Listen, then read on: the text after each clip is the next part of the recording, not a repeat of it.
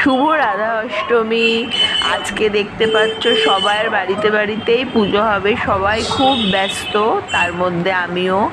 আজকে প্রথমে ঠাকুর ঘরে ঢুকেই তাদের স্নানের পর্বটা আগে সারছি, কেন আমি তাদের জন্য একটু কিছু ভোগের আয়োজন করব।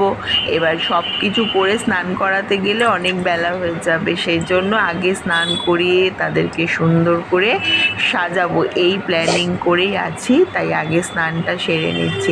তোমরা কি দেখতে পাচ্ছ ওরা কি সুন্দর দুধের মধ্যে বসে আছে, আর শঙ্খ দিয়ে স্নান করাচ্ছি।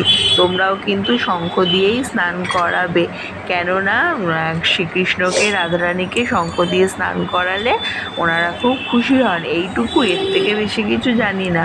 তারপরে একটুখানি গোলাপের পাপড়ি ছড়িয়ে দেবো, মানে সেটা এত ভালো লাগে দুধের মধ্যে লাল লাল গোলাপের পাপড়ি।